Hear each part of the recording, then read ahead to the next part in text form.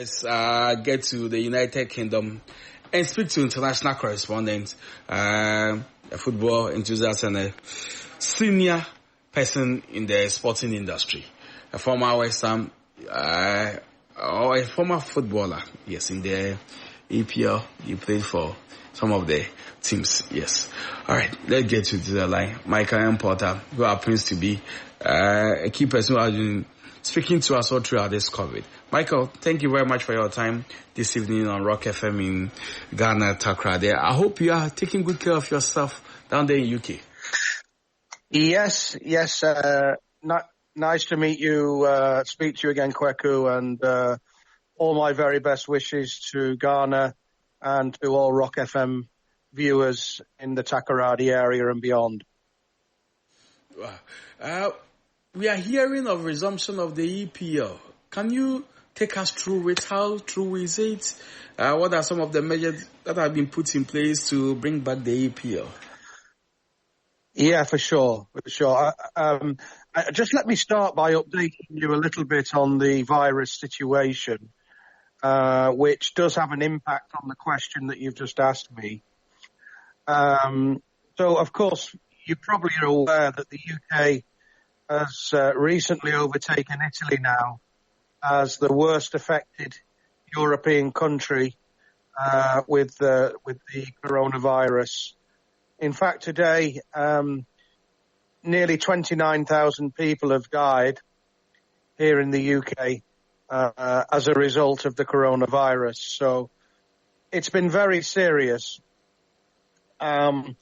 We've been in a lockdown here since the 23rd of March. And so it's been 6 weeks. On Thursday this week, there is a review of the lockdown situation. And we are hoping that maybe some small changes will be made. Over the past 2 or 3 weeks, the number of new infections have fallen. So we've overcome the peak of this virus now.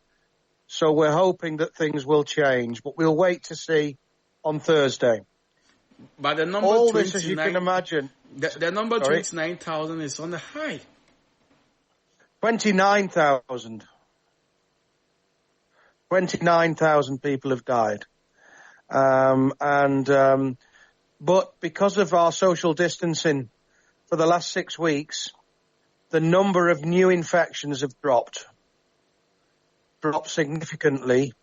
So as a result of that, the hospitals are now operating at 40% capacity, whereas 3-4 weeks ago it was 70-80% capacity.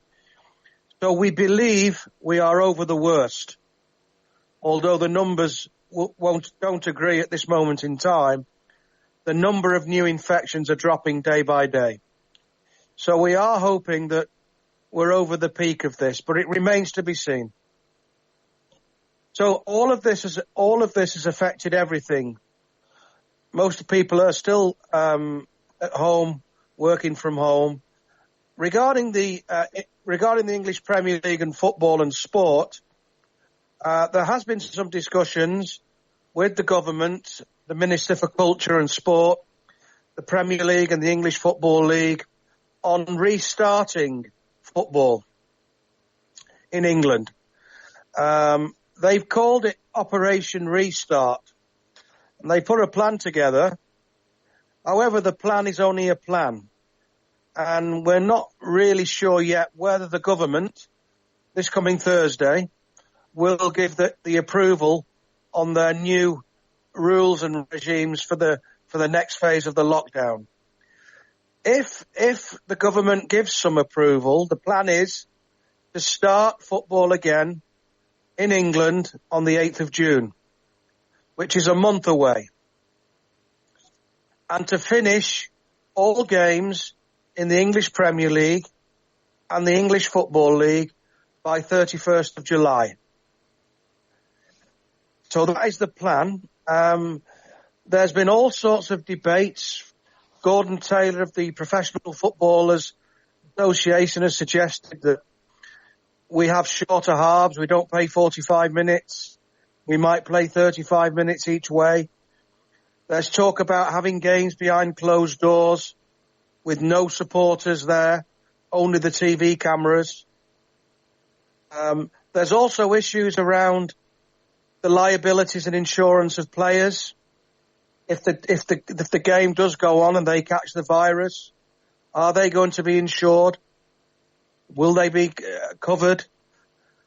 There's talk also of, before the restart, that each team will have to undertake testing, virus testing of players, even before they start.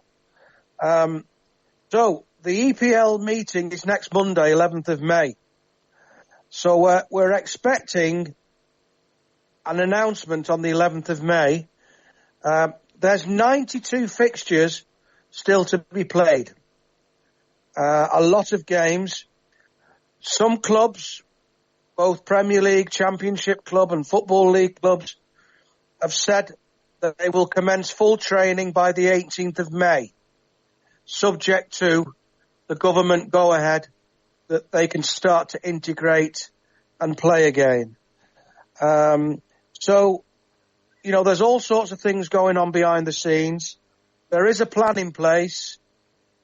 Even some clubs this week open training grounds for players to train individually, not collectively. So there are plans to restart under this Operation Restart, but as it stands, there's nothing been agreed yet. How has been the response from the players?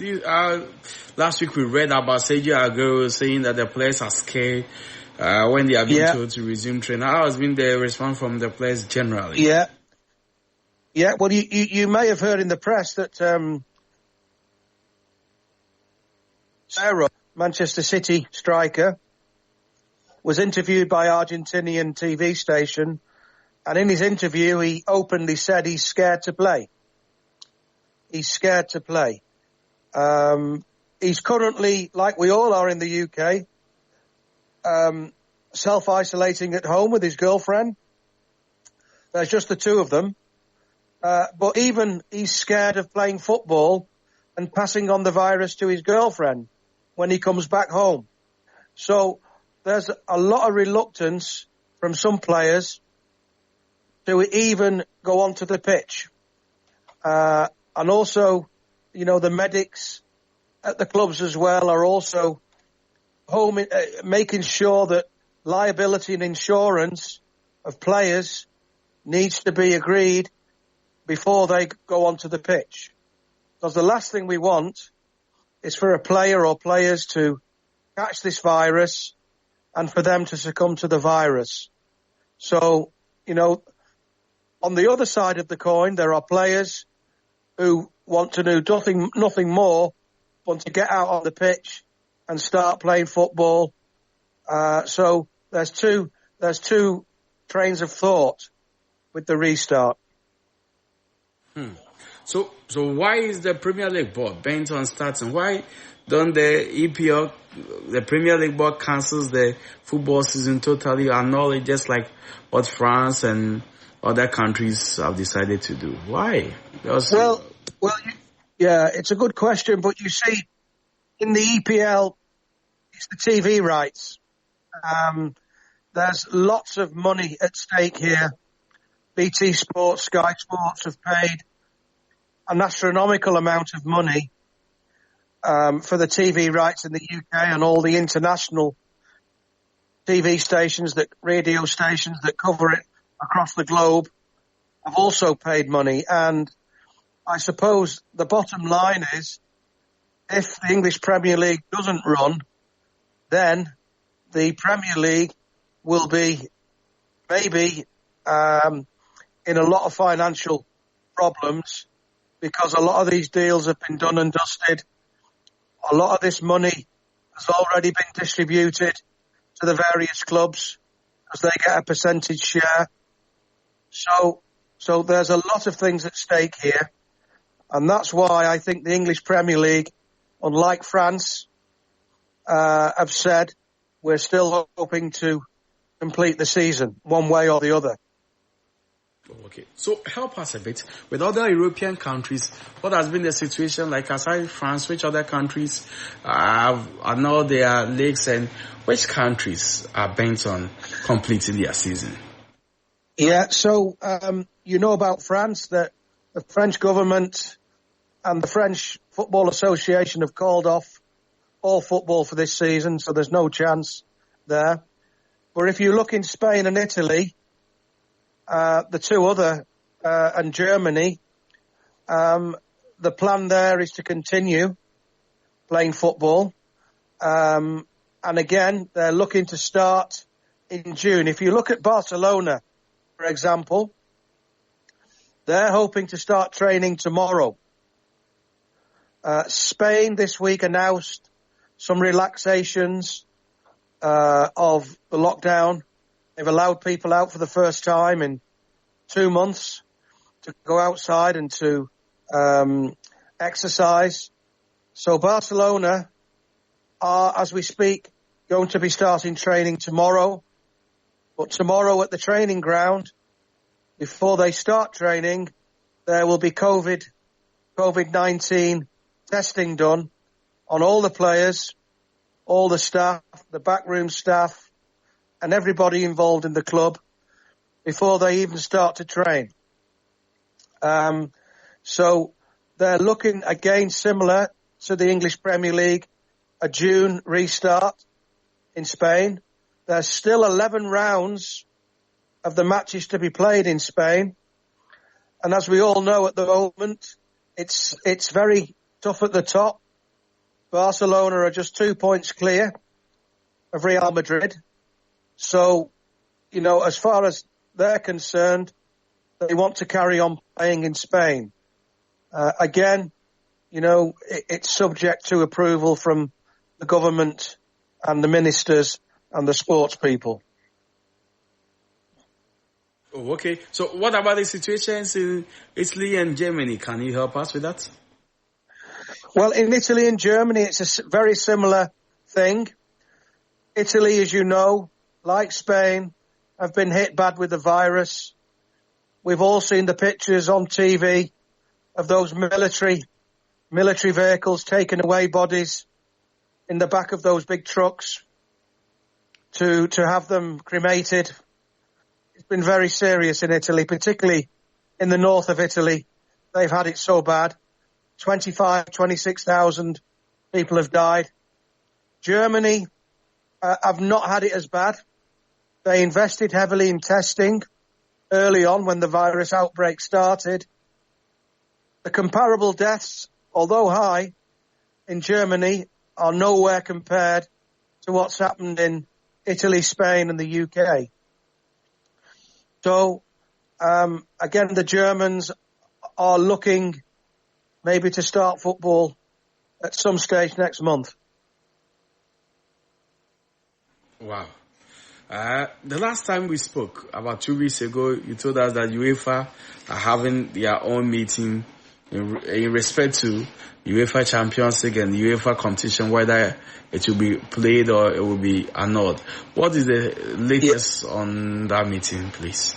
Yeah, the plan from UEFA is subject to all the various governments giving approval. Remember, UEFA have not got the power in any country throughout Europe to say you should start playing football. They don't have that power. So they're at the bequest of all the various governments in Europe. So if you look at situations in France have said no more football. So that means that any French teams that are left in the Europa League or the UEFA Champions League will not be able to compete. So I'm not quite sure how they're going to do that. They've still got an aim to complete the Champions League final on the 29th of August. And they're still looking to play the last 16 phase through June and July so that they can complete the cup competitions. So regarding international matches, all those games have been postponed till September. The English Premier League have said they want everything finished by the end of July. So, it's looking like UEFA Champions League, UEFA Europa League may go ahead, but not with all the teams that are left in it. Then that would be serious. Assuming there are clubs from France in it, their clubs are not ready to participate in those competitions. So what happens? Would there be walkover, whatever? It means there will be legal battles and implications to it. So. Absolutely. Legal battles. I mean, the only thing I can think of is if the French teams get some special dispensation to play in the Europa Champions League from their respective governments. Whether that will happen or not, I'm not sure. I can't see that happening because if they've called off the season, it's going to be very difficult for the French teams to maintain their level of fitness if they're not playing regularly against other French teams week to week. In football, you have to be playing every week to maintain your fitness level. So, there's going to be complications with the European champions and Europa Leagues. You can see that happening. Okay, so let me go back a bit. With the EPL, tell us, we heard about teams trying to play behind closed doors, teams suggesting they want to play at selected venues and stuff. How is that going to happen in the coming days? Well, behind closed doors means a number of things. First of all, there's no income. There's no income from spectators. There's also no atmosphere for the players. Although the environment might be somewhat safer, there'll be no environment. The TV cameras will be there. But again, the question is, where will these games be played? Will they be played at selected venues, just like you have at a World Cup or an AFCON? Will there just be 4 or 5 grounds used? When will the games be played? Will they all be played at the weekend or during the week or in the evening? So, playing all these games behind closed doors is a great idea. But in reality, whether it's possible or practical is another question. Anyway, so away from that, help us a bit. The transfer window, there is Jordan Sancho talks about he coming back into the EPL. There is Arsenal talk about Partey leaving Atletico Madrid to join Arsenal. There is talk about swap between him and Lacazette. Give us a bit of brief about the transfer market. There's quite a bit of gossip going on throughout Europe and beyond. If we start with Liverpool, they're looking very closely at the German striker, Timo Werner, current Leipzig forward. And they're very keen to sign him. Whether it happens this season or next season, but they're very keen to add to the strike force that they've already got. And Timo Werner, 24-year-old player, a lot of potential, full German international, is high on Jurgen Klopp's shopping list. Real Madrid, I believe, I've heard, whether it's right or not, are going to be putting in an offer for Paul Pogba, Manchester United player.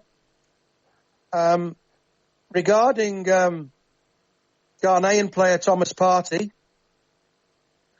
Arsenal have been linked to Thomas Partey. They're very keen to sign him with an exchange deal with Lacazette going to Atletico Madrid and Partey going to Arsenal. But over the last week or so, Juventus and Inter Milan have also said they are also interested in the signature of Thomas Partey. Other news from the Arsenal camp is that Fenerbahce, the Turkish team, are interested in putting an offer in for Ozil, the Arsenal midfield player. And there's also talk that Neymar, now whether it's because the French season has been cancelled, he wants to go back to Barcelona and is prepared to take a 50% wage cut to go back to Barcelona. Now, at the moment, all these are rumours. Nothing's yet to happen. But this is the current gossip across Europe. All right. We are grateful. We are just hoping that the clubs will have enough money in store so that when the corona is over, they'll be able to make those purchases to make the various leagues interesting. Yeah. Grateful for your time, sir, always on Rock FM here in Ghana, in Takoradi. Wish you all the best, and we are praying that you take very good care of yourself and not yourself and your family, and not to be affected by any deadly virus. All the best, sir. Thank you very much, and God bless you all there in Ghana, and stay safe. Bye-bye. Bye.